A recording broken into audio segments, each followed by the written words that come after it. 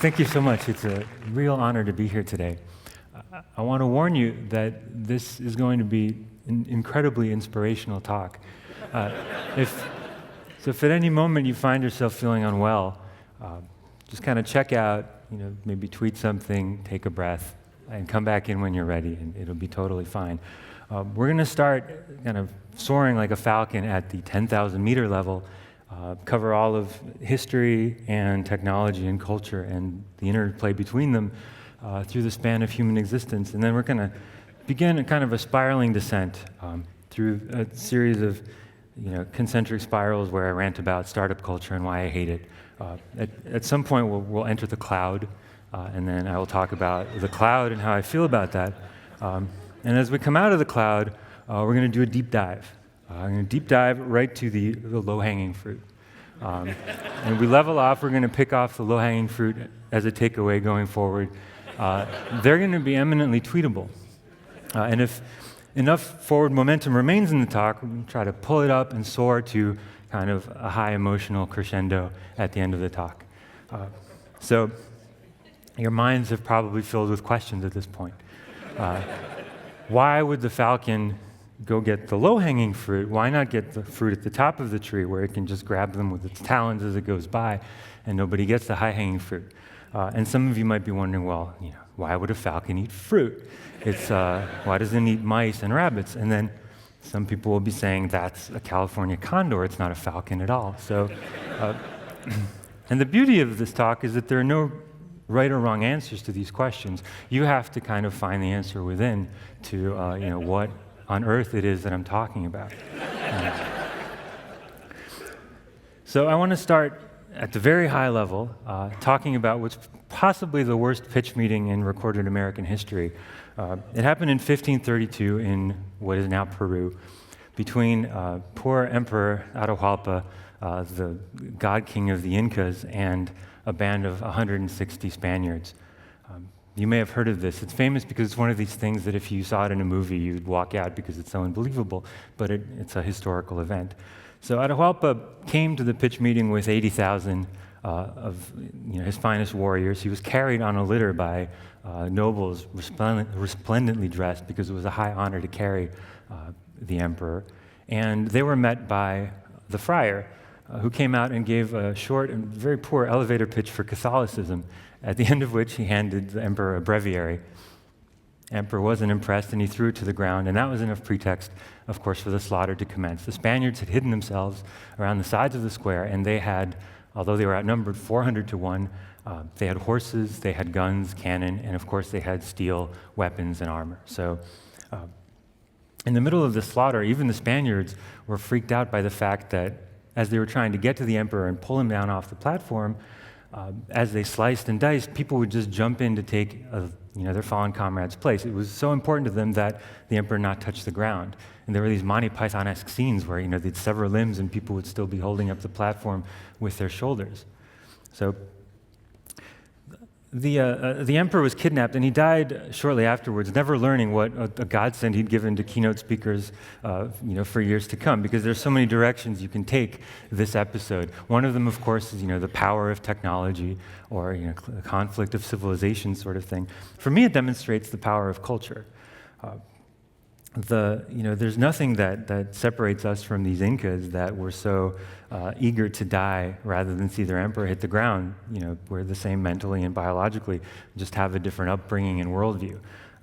And if you're a reflective person, that's kind of a terrifying thought, because it's easy to think, well, these people are kind of loco, but maybe there's something in our own culture that is equally irrational viewed from a distance, but that we would happily, go to our graves doing. So this has puzzled people before, and you try to get very rational about it and analyze yourself and make sure that your own culture is sane.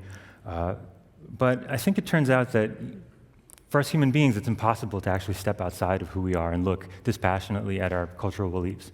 And the first person I ever heard talk about culture in the context of computers was this guy, Larry Wall, who's a wonderful man. I was one of those visual artist who got hijacked into programming, and my point of entry was Perl. I didn't really know what I was getting into. But Perl was Larry Wall's baby, and love it or hate it, as many people's opinions are polarized, it was a different language than all the rest. And one of the things that was exceptional about Larry Wall was that when he was designing Perl, he actually thought ahead to what kind of culture he wanted around it, what kind of people he wanted to be Perl hackers. And he made a point, although the language was ugly by everybody's standard, it was incredibly versatile and useful. So what ended up happening is there was a community of people who were all holding their noses and using Perl because it got things done when their normal tools wouldn't. But that community was incredibly eclectic and diverse. For computers. I mean, let's not dream too big. And Larry Wall, it's no accident that he's a really religious guy and he was trained as a missionary. He kind of explicitly said that he wanted people to really exercise their minds and look at, to be able to look at their own points of view from another direction, and that's why he wanted to have this eclectic group of people around Perl. So on the one hand, he terrified me with this thought that you can't actually step outside of yourself and evaluate your culture. On the other hand, there was this kind of bit of relief that it's perfectly okay to think about what kind of people you want in your world when you're designing something technical. It doesn't, it falls within the spec if you want it to. So when I was a kid, and I imagine this holds true for a lot of you, when people talked about tech culture, this is what they talked about. We were going to be living in space. We were going to have these little tiled patio ranch houses in space. And, sci-fi and paintings like this, they were all hokey and silly, but they at least gave you an idea of what it would actually be like to live in a world with these cool technologies. Culture was a device that took things that were abstract, like rockets and lasers and faster than light travel, and then in sci-fi you could read about what it would actually be like as a human being to live in that world. And of course, tech culture ended up crappier than we thought it was going to be. Nobody's in space almost. And today I want to actually rant at you about tech culture because I think it kind of sucks, and I want to hopefully motivate myself or you or all of us to make it better. And when I talk about tech culture being kind of lame, I don't mean the standard critique that, there's child predators and there's scams and identity theft and people aren't using apostrophes correctly and that, teenagers are tweeting instead of reading Proust like they used to do, all that like kind of Jonathan Franzen style culture, high culture bullshit. Not at all. What I mean is that more people could be doing really cool stuff than are doing it. People could be having more fun than they're having, and things could be a lot more distributed and decentralized, like they used to be in the good old days, and we'd have a better world for it.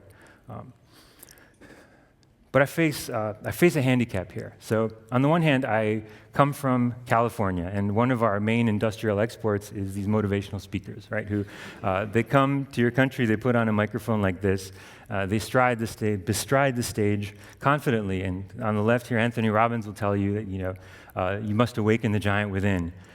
And Tim Ferriss, he's the author of the 4-Hour Workweek and the 4-Hour Body and the 4-Hour Orgasm. Basically, if you can't do it in 4 hours, Tim Ferriss doesn't want to talk to you. And Ray Kurzweil, he's going to tell you to pack your bags because you're about to get uploaded to an eternal life of animatronic bliss, probably on a Google server, maybe funded by some sort of, in-universe kind of AdSense. That hasn't been figured out yet. But, the singularity is imminent. And I would like to come here and I would like to inspire you so that we all shoot out the door and make tech culture a better place. But I face this problem. My own culture. I was born in Poland. I was raised by Polish parents. I am a Slav. Slavs believe that the world is a place of dirtiness and pain. If you can find a warm corner, enjoy half a cooked potato, in relative safety and comfort while marauding armies are destroying your fields, then you've already plucked the fruits of life and are soon going to draw the vengeance of a smiting God upon you. This worldview, while close to my heart, makes it challenging to be a motivational speaker. So I've tried to square the circle today with this doctrine that I call barely succeed. I want to convince you today that if you're willing to work hard and if you're willing to follow your dreams and not be intimidated, you too, can find success kind of within your mildest dreams. And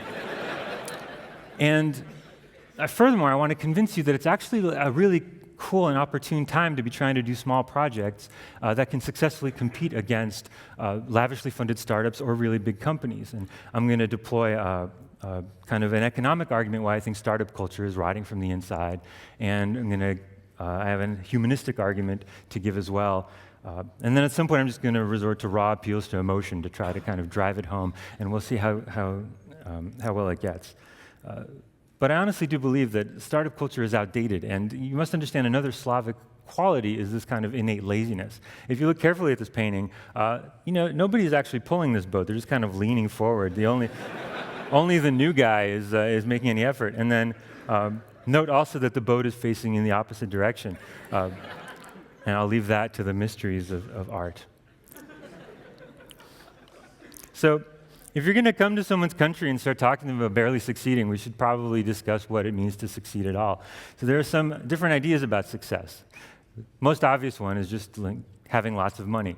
And I think in computer land, people aren't actually motivated purely by money. It's neat sometimes when they are because it's very easy to understand. It's almost mathematical, like what their motivations are. But most people aren't so crass who are in tech.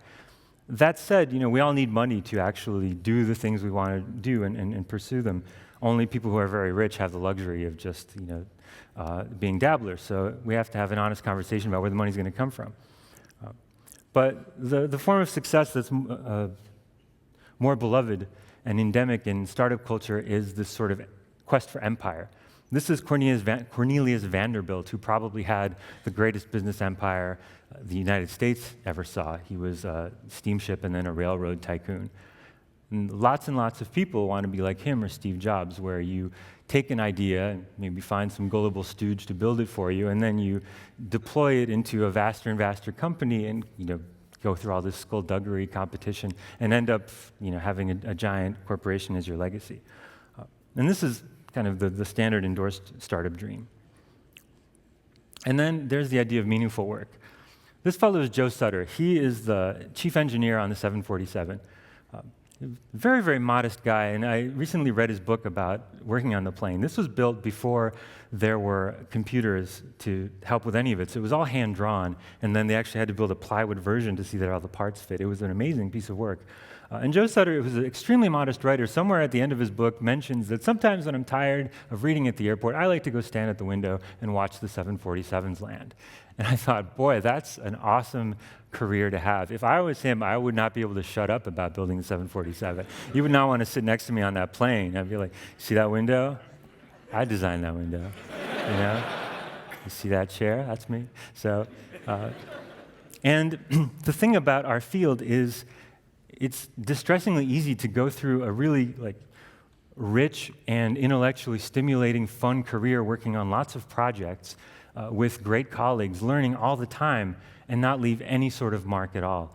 Before I started Pinboard, I worked on lots of things, but as I reflect on them, there's nothing that's left of what I ever worked on. For various reasons, startups that failed, or work at big corporations that just kind of churns over. But when I think in the long view, there was no meaningful work that I did that the world would not have been different without me there. And that's a depressing thought to feel. The worst I ever felt about it was at LiveJournal, where my job briefly was to work on their ad server. I had to make sure that the ads that were shown corresponded to the user that was viewing them, and I broke it for about 5 hours. It was a big kerfuffle, but I realized later that night that for 5 hours I had made everybody's life better who visited LiveJournal. 200,000 people that day had been briefly uplifted because I failed, to do what I did. And that was a terrible thought. I wanted to actually poll the audience, but I can't see you well, so if you could clap, all of you who have worked on something for 3 months and seen it just completely, go down the drain, clap if that's happened to you in your career. All right. And then, how about everybody whose 6 months of work is just gone? All right, almost in life. And who's worked on something for a year or more that's, obliterated, no one ever... All right, I'm really sorry to hear that. So I guess the clapping is kind of... People who listen to this on audio are going to be puzzled, at the strange Australian sensibility, but that's on you. So I want to launch into my rant on startups, why I hate them so much. So talk about the standard model of startups. It's a lot like the standard model of physics. It was developed in the 50s and 60s, perfected in the 70s, and it's both proven incredibly effective and very, very stultifying. And just like the standard model of physics, the standard model of startups ignores 96% of reality because you just can't figure out what to do with it. Unlike the standard model of physics, the startup one actually has been changing a lot in recent years and has reached a kind of decadent phase. So let's look at what it is. First, we'll start with the classical version that we all kind of know by heart. So, two young men, of course, meet, fall in love, and decide to create a product. So, it's software, maybe it's hardware. They make a prototype that's good enough that it persuades someone who has the capacity to write a check, to write that check and form them as a corporation. This is Mike Markoulis, investor number 1 in Apple. And after that check is signed, the job of the startup becomes to grow as fast as possible. I'm going to switch companies here and show a picture of the early Microsoft team. For some people in computer land, growing is the definition of a startup. You're supposed to hire, and hire more and demonstrate traction, and you go through these complicated funding rounds. These diagrams are going to get pretty abstruse, and we don't have time to go into the details, but I want you to understand how complex this process is. Basically, you're asking people for money once, twice, and again, and hiring in between. You get a mezzanine round. That sounds very elegant. I'm not sure what it is. And the goal of the process is at the end to reach this, please excuse my language, glorious exit event, where the company is sold at IPO on the public stock market, and everybody who invested in it gets very rich, and the public is gifted with a new corporation. Now there's, like I said, there's a lot of ins and outs to this. The model has been changing in recent years. For example, it used to be important to have an idea when you started. The idea has been devalued a little bit. You need an idea to demonstrate that you're really smart, but it doesn't have to be the same idea you're actually going to do. In fact, pivoting once or twice is kind of an elegant introductory move to your startup. The same thing goes for revenue. It's not detrimental to your chances of getting funded to actually have revenue, but it's considered a little bit gauche because you're wasting effort you could be doing on gaining market share. I love this graph particularly because it shows not only the exponential hockey stick curve we've grown to love with startups, but also there's this section on the bottom called the living dead. Break even, no growth. So I'm a zombie up here talking to you because Pinboard has had 22,000 active users for over a year now, and I don't even know how I maintain a pulse, but somehow I've pulled it together. The coffee is very strong. So there's also this added complication now of an incubator model. So suddenly we've come up with these incubators, right? That you don't just go to investors and angels, you start getting incubated, and like within the incubator, you get a little money, but you also get introduced, up the ecosystem to the higher forms of life, and it's sort of more of a social capital thing.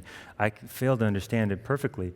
And then the nature of the exit event has also changed. The IPO is sort of déclassé, and now the thing you do is you get acquired, usually by Yahoo or someone else who has a lot of money and is low on ideas and buys your company.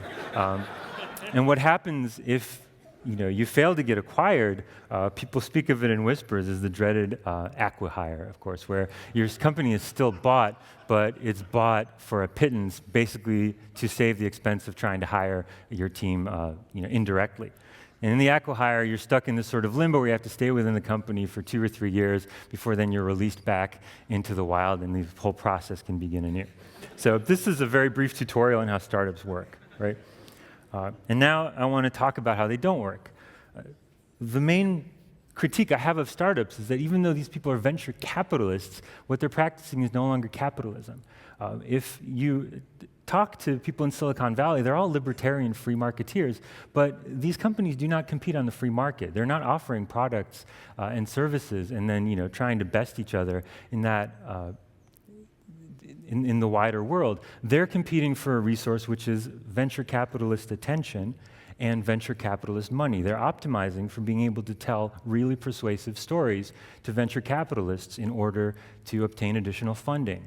And sometimes those stories involve having to collect chits in the form of users or eyeballs because you don't have customers when you run a startup, to persuade the investors that you're on track. But it's really, an insider game.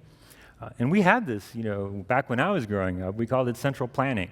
A bunch of really smart people whose job it was to figure out exactly where to put the money and what stuff to work on based on stories that they heard from the field, some of them quite inventive. So I'm very skeptical of this model that as soon as we stopped caring about revenue, I guess it was during the first bubble as being relevant, we entered into this closed system. And when you get the sense that Silicon Valley is really far up its own ass with the stuff it works on, that's kind of the reason this is happening, is this closed loop. I want to talk briefly about this model of how customers and companies relate to one another.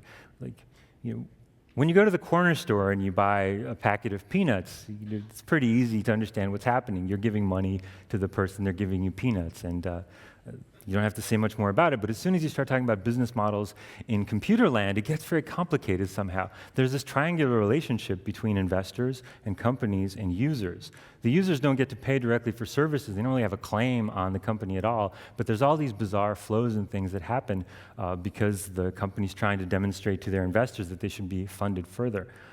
When advertising enters into the mix, you get an even more complicated system. You have the advertiser who's producing something that you have to then kind of shovel into the user.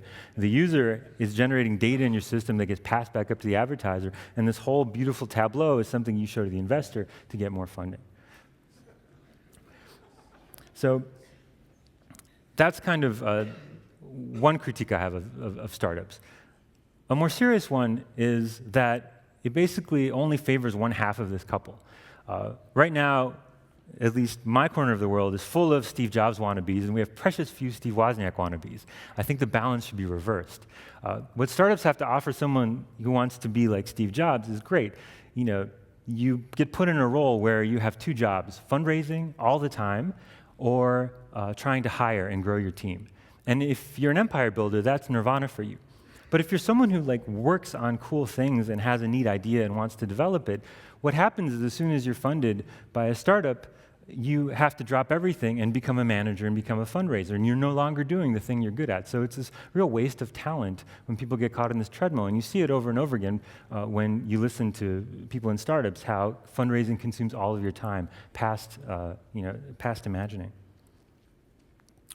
All right, I'm going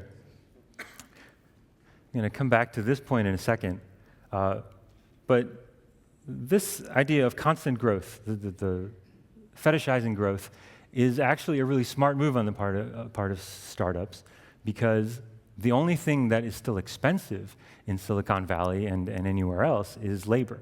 We've gotten to a point where almost everything else costs very little or nothing, and I'll give a more detailed argument for that later.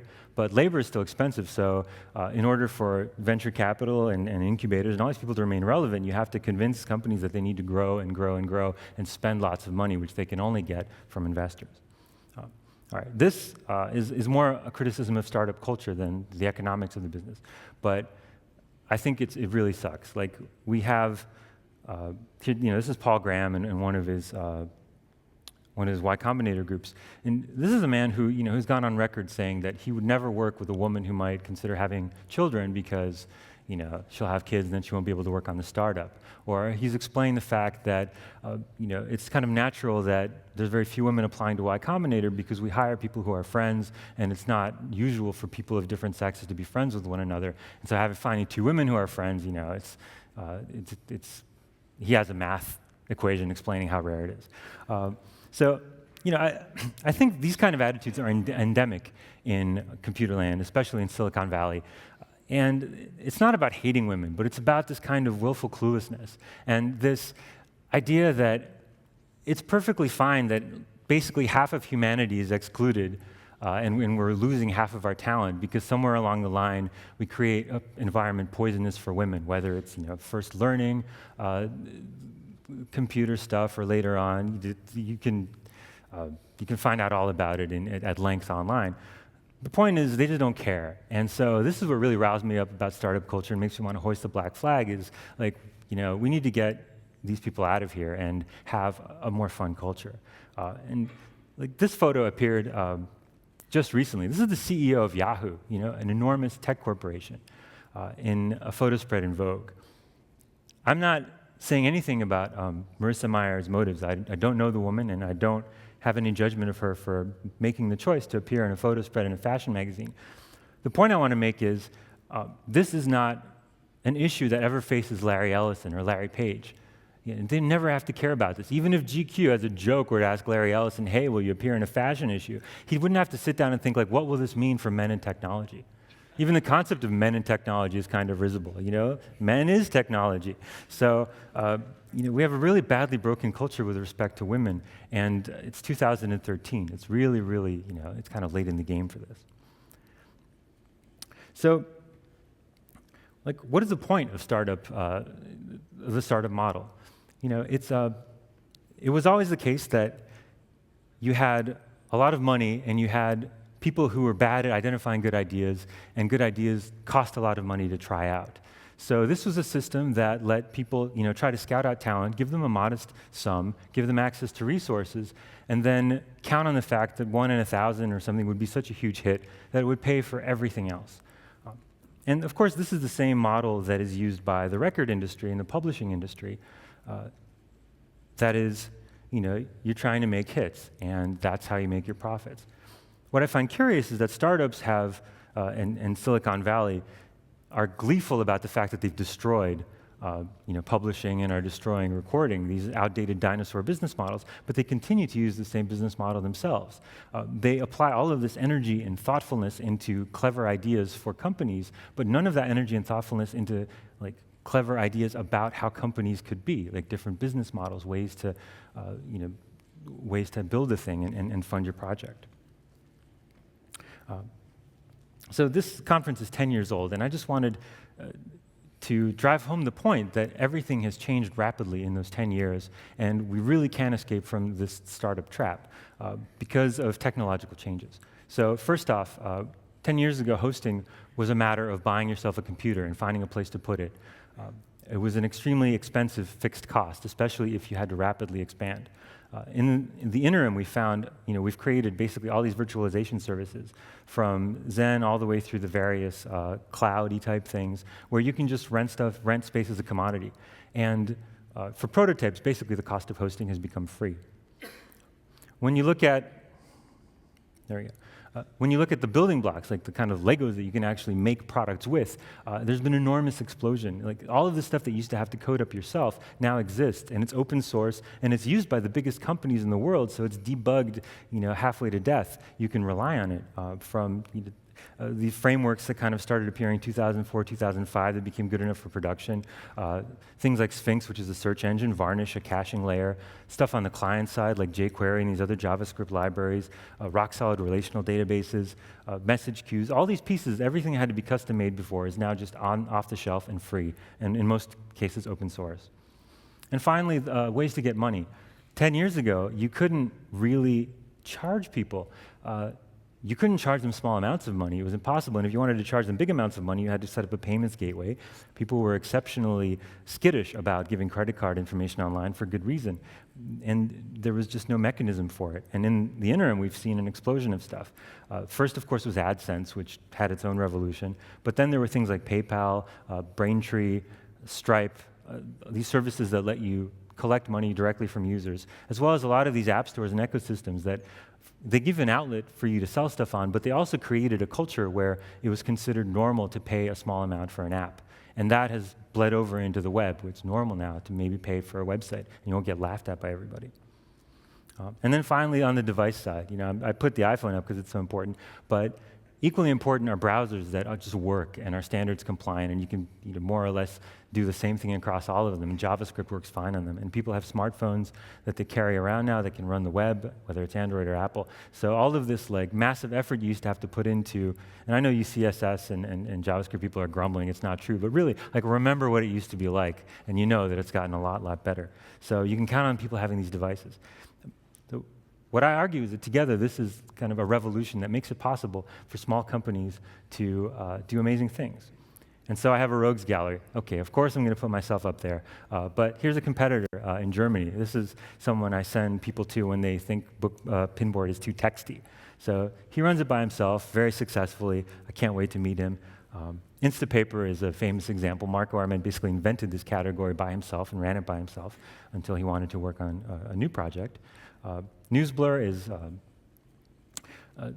benefited greatly from the sudden Google Reader disappearance. This was a pet project of Sam Clay, and suddenly, he's got a business on his hands that he runs completely by himself.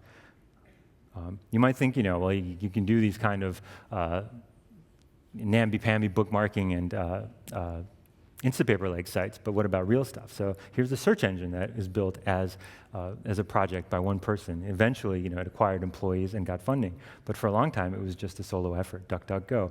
When the revelations about American spying came out in June, they were just hammered with traffic because their whole business model is privacy.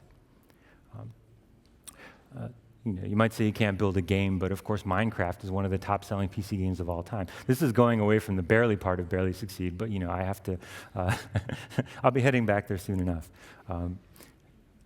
If you want a game that barely succeeds, what is it, Dwarf Quest? I can't remember the name, but it's this incredibly, it looks like line noise, but it's this incredibly deep game that is basically someone's life work and that has a fanatical following. Social networks, same thing. They exist. They're just in a different form than what you're used to. Metafilter has been around since 1999, has a wonderful community run by one dude. Ravelry is a great example of a husband and wife team that eventually grew into a small company. Every once in a while, a startup in Silicon Valley thinks, gets cocky and tries to take down Ravelry and take over the knitting vertical, as they call it. And about 6 months later, they get their ass handed to them in a beautifully crocheted little bag with a bow that's just sent back. Because Ravelry is secretly a social network and not just a place to exchange patterns in knitting. 4chan, well, everyone's scared of 4chan, but Chris Poole is one of my heroes. He runs this thing, and he has amounts of traffic that few websites ever see. He decided not to turn it all into a moneymaker because he likes kind of the phenomena that it represents. And love or hate 4chan, all of the stuff you see on Facebook and elsewhere comes ultimately from there. It's this real cultural generator. And then just some examples that you can also do stuff with hardware. Backblaze was a backup company. They build their own servers. They were, they started as a small effort. And this is my pal Luke Crawford over in California, who bought 50 giant servers, and he rents them out of space individually to people who know what they're doing. What I loved about Luke's approach to marketing was that he basically has a blog about everything he does wrong and every failure and every mistake. And knowing that all hosting companies make mistakes, the fact that Luke is actually talking about his makes me trust him and want to host with him. And I can't talk about these without mentioning Lavabit. I have qualms about their business model, but Lavabit showed an enormous amount of courage. Ladar Levison showed an enormous amount of courage by standing up to the American government as the only company that's openly done it. And it shows you this kind of, that when you run your own project, you also have quite a bit of latitude as far as freedom of conscience. You can make these types of stands. You're never going to see Google, you're never going to see a funded startup make a stand the way he did, and is continuing to. And then I can't resist, I had a stupid idea. As a joke, I talked about starting a venture fund where I would just give people $37. And of course, it must have been a terrible joke because people took me seriously. So I ended up having to shell out these $37 investments. It was called the Pinboard Co-Prosperity Cloud. But two of the recipients are from this corner of the world. So Scud Bailey over in Melbourne has started a business called Growstuff, which she runs as an open source effort. It's kind of radically transparent, and it's taking off. And my favorite guy is Indy Griffiths in New Zealand. He, as a class project, he built a website because he was annoyed with the way he had to set up parent meetings. And it turned out to be a small business. He has kind of a comically evil competitor, who controls the market in New Zealand, and he's slowly defeating him. I called Indy once to try to give him some mentorship and advice, and he's a far more level-headed guy than I am. At the end of the call, I'm in tears talking about my life, and he's advising me about my business and personal things. He's like, he's going to go far places. So, of course, I say bad things about startups. Startups say bad things about me. Can I get a time check? I don't want to talk too long. 5:05. Okay, we'll wrap it up. Lifestyle business. If you Google this, you're going to see everything is a picture of someone on a beach with a laptop, which makes no sense because the laptop, you can't see the screen on the beach, and the sand is going to get in there. And if you're in a lifestyle business, you can't afford to be replacing your laptop. But anyway, it's a lifestyle business, and I would counter that this kind of thing is a life business. If you work at Facebook, you spend all your day trying to get people to all get in the same room, virtually speaking, and mingle. And then when you go home to your San Francisco apartment, you go out and you seek out the artisanal butcher who will sell you the $35 a pound pork cutlet that has a whole biography attached to it, because you're looking for something real and authentic and different and small. So there's this real tension. Like, not every restaurant has to be McDonald's. Not every hotel has to be, a worldwide chain. We can have bed and breakfast. And we recognize that a world is nice when it's run this way. But somehow that doesn't carry over in the internet. If you're just trying to make a living and create something neat, you're doing a lifestyle business. But for me, this has been lifestyle changing. I was going to talk briefly about some of these low-hanging fruit, but I don't want to get between you and beer. Basically, techniques you can use to compete against big companies. The 2 points I want to quickly make are that, for one, even in the biggest companies, sometimes the team that you're competing against is tiny. For example, Google Reader was run by 2 people for a long time on maintenance. Yahoo Pipes that I worked on for a while, it was just me. Earlier than that, it was 3 people. So you're actually not so outnumbered as you think, and you have the power to speak with a human voice, which is incredibly liberating. At big companies, you're often not allowed to say you'll fix a bug or even admit that you have one.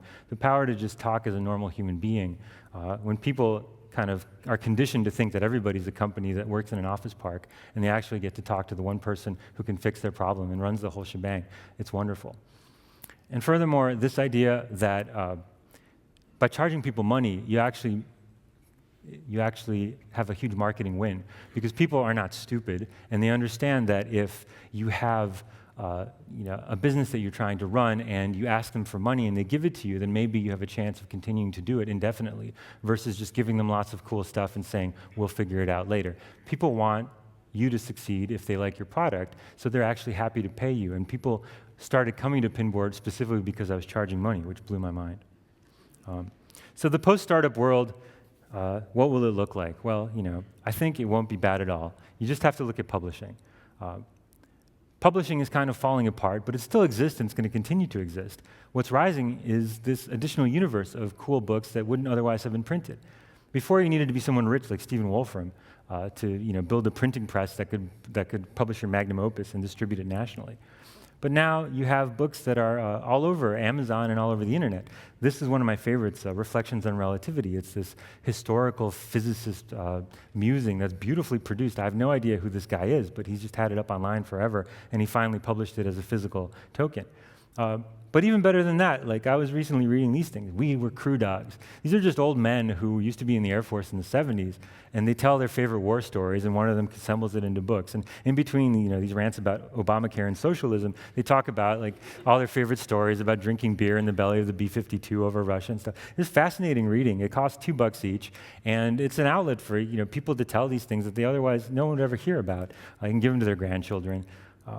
And of course, there's a whole wide world of fanfic, this penumbra of shadow publishing. So, which is also wonderful, and extremely generative of culture, and a really fun group of people, as I've talked about elsewhere. So, oops. That's my own personal cat with a laser pointer gift. So, I think I get through this. There we go.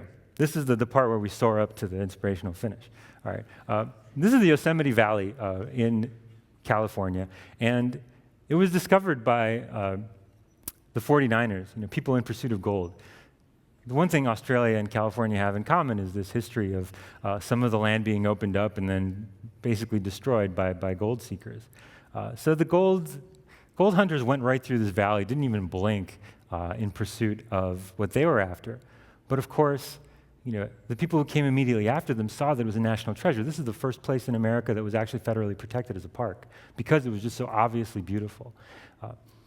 And I want to say that the internet, it's going to be around for a long time. We're going to be on it for the rest of our lives. It's going to be our home. And I think we should start treating it as our home. And, the fact that we're going to live there, make it a nice place and make it a nice culture and a fun group of people to work with. So thank you so very much, and I hope you'll talk to me later when we have beer together.